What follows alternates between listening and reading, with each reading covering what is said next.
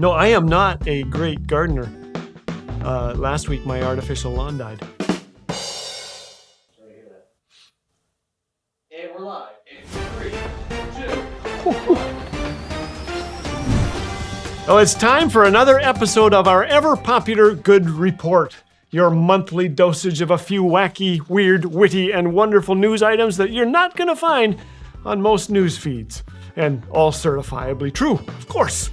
Like the story of a British man who has set a new Guinness World Record by throwing a tortilla 90 feet.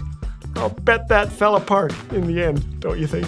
Or the 78-year-old Californian who just received his high school diploma. Hats off to Ted Sams. It is not too late, my friends. I wonder if I could still graduate from 5th grade, you think? My teacher said I was on probation. Elsewhere, 2 people were rescued after falling into a giant vat of chocolate in a Pennsylvania candy factory. That really made me snicker. Did they learn the Cadbury secret while doing the backstroke? In India, an injured monkey surprised staff and patients at a clinic when it strolled in seeking medical help. When Dr. Ahmed saw the monkey, he was startled but quickly realized that the monkey had wounds on her face and was holding an infant monkey with an injured leg. He treated the monkey, mom, and baby as they sat patiently on a table. Then mom rested a while, gathered up her infant, and left, likely to play together on the monkey bars. Meanwhile, in Nova Scotia, a homeowner is a little shaken up after 2 suspicious women entered the house and cleaned it. Cleaned it! The homeowner was at work when the clean and enter took place. The house had been left unlocked. Police are now warning Nova Scotians to lock their doors. Be careful out there. You just never know who might stroll in and load your dishwasher. In another case of benevolent trespassing, 2 thieves had a change of heart after snatching a statue of a lion outside a home in Philadelphia. Police posted the surveillance footage of the theft, which apparently scared the daylights out of the thieves, who returned the statue, along with a bouquet of flowers and a card, and a promise to mend their ways, to walk in integrity. They promised no more lying. One more story. After her husband had passed away, Vicky Omudo moved to Colton, California to be near her family.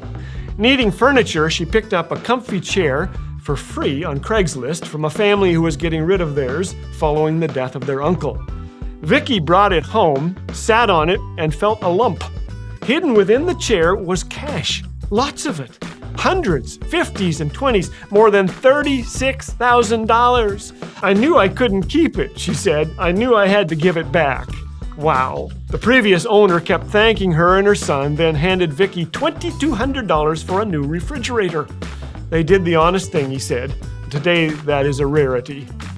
Amodu and her late husband immigrated in 1988 when she was pregnant with her first child. Her husband ran a small business while Vicky raised 6 children, working as a nurse, midwife, and teaching assistant at her kids' elementary school so she could be close to them. My children are all grown now, she said, so my grandchildren are my main focus. And how did she learn the importance of leaving a legacy of integrity? Growing up in Nigeria, she said, all my life, God has been good to me. Even in hard times, I have felt blessed. It's important to do the right thing in life. Proverbs 11:3 agrees, the integrity of the upright guides them, it says. Choosing to do the right thing is rarely the easy thing. But when we live rightly, we live joyfully. We live a little lighter. Just ask Grandma Umodu, who sat on her free chair telling the media, when my 2 oldest grandchildren are away at school, I babysit the youngest one. She introduced them to Jay, 6 months old. I'm thankful we have a cozy place to sit, she smiled. Then she laughed, and no, she said, I haven't found any more money in the cushions. Well, that's it for the Good Report. From me to you, hey, go make somebody's day. Maybe you're wondering how long I've been in this white room. They won't let me out till you push that subscribe button. Please.